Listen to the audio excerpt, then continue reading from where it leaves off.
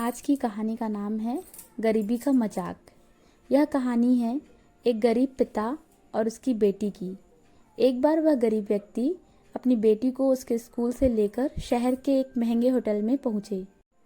उस व्यक्ति ने फटे पुराने कपड़े पहने हुए थे और उसकी बेटी स्कूल की ड्रेस पहनी हुई थी। जब दोनों होटल के बाहर पहुंचे, गार्ड उन्हें अजीब तरह से देखकर हंसने लगता है। इसके बाद वो अंदर गए। पिता और बेटी बेचारे घबराए हुए थे इतने बड़े होटल में जाकर।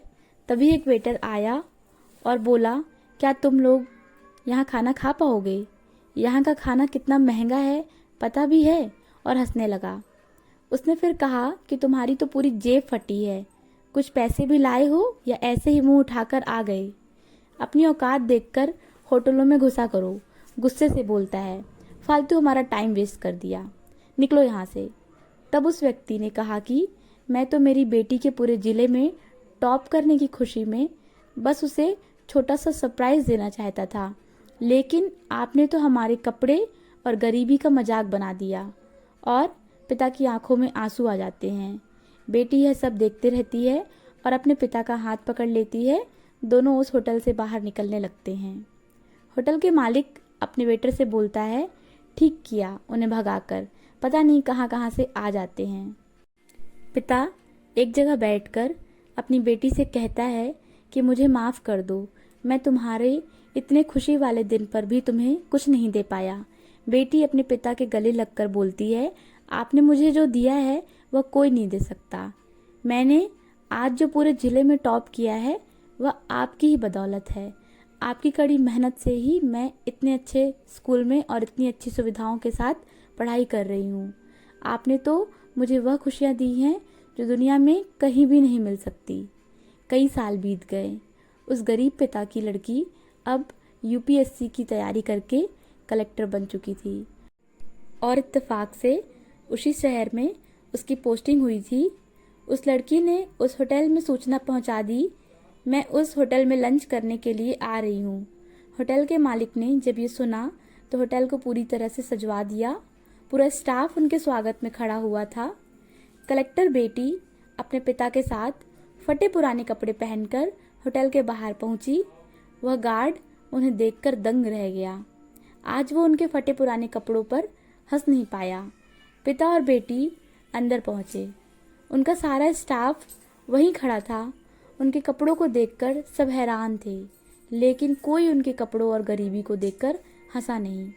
सबने उनको विश किया। पिता और बेटी बैठे। तभी वही वेटर आया और पूछा कि आप क्या लेंगे? सर, मैम, आपके लिए क्या ऑर्डर करूं? तभी कलेक्टर बेटी ने कहा कि क्या हम आपके इतने बड़े होटल में खाना खा सकते हैं, क्योंकि हमारे कपड़े से तो नहीं लगता कि हम यहाँ कुछ खा पाएंगे। कलेक्टर बेटी की बातों को सुनकर वेटर यहाँ वहाँ देखने लगता है और घबरा जाता है। कलेक्टर बेटी अभी रुकी नहीं। आज आप हमारे कपड़ों को देखकर कुछ बोल ही नहीं रहे हैं, और हाँ, यहाँ के दाम कितने हाई फाई हैं यह भी तो बता दीजिए। मेरे पिताजी की फटी जेब देखकर यह भी नहीं बोल रहे हैं कि इसमें कुछ पैसे भी हैं, या हम ऐसे ही मुंह उठाकर यहाँ खाना खाने चले आए हैं। उस वेटर का सर शर्म से नीचे हो गया और उसे कुछ याद आ रहा था। तभी कलेक्टर बेटी ने कहा कि आपको कुछ याद आया? शायद नहीं आया होगा। हम वही पिता और बेटी हैं जो कुछ साल पहले आपके होटल में आए हुए थे और आपने हमारी गरीबी और कपड़ों का मजाक बना दिया था। मेरे पिताजी की आंखों में आंसू थे, पर आपके चेहरे से हंसी नहीं जा रही थी। ऐसा लग रहा था कि आपने कौन सा अजूबा देख लिया है। क्या गरीब इंसान आपके जैसे नहीं होते? वह किसी दूसरी मिट्टी से बने होते हैं क्या? और अगर कोई आपके होटल आता है तो क्या वह फ्री का खाना खाकर जाएगा? गरीब हो या अमीर, पैसा तो दोनों को ही देना होता है। अगर आप किसी को सम्मान नहीं दे सकते तो उसकी गरीबी का मजाक भी मत उड़ाइए, उन्हें लोगों के सामने हंसी का पात्र भी मत बनाइए। आपने उस दिन जो हमें दुख दिया था, उस दुख और उस मजाक ने मुझे बताया कि मुझे कितनी ऊंचाई तक पहुंचना है, कितनी और बड़ी मंजिल को छूना है, जिससे आप जैसे लोग किसी गरीब इंसान का मजाक न बना सके। बेटी अपने पिता के हाथ को पकड़ती है और खड़ी हो जाती है और बोलती है, हम उस दिन भी कुछ खाकर नहीं गए थे और आज भी कुछ खाकर नहीं जाएंगे। जहाँ अमीरों और गरीबों के साथ इतना भेदभाव होता है, तभी होटल का मालिक आ जाता है और बोलता है, मैडम हमें माफ़ कर दीजिए। कलेक्टर बेटी बोलती है कि मैं आपको माफ़ जरूर कर देती अगर आपने उस दिन अपने स्टाफ को समझाया होता। आप तो खुद ही घमंड में डूबे हुए थे, तभी तो आपका स्टाफ इतना बदतमीज है। मैं आज यहाँ इसलिए आई हूँ कि आपको सबक सिखा सकूँ।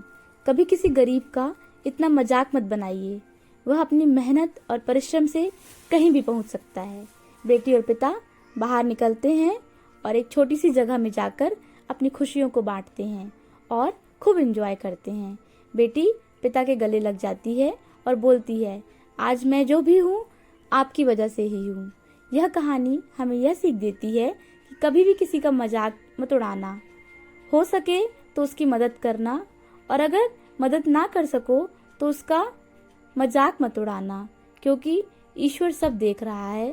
बनना है तो उसकी नज़र में अच्छा बनिए, किसी का दिल मत दुखाइए। कड़े परिश्रम और लगन से किसी गरीब के दिन भी बदल सकते हैं। तो दोस्तों, कर दिखाइए कुछ ऐसा कि दुनिया बनना चाहे आपके जैसा।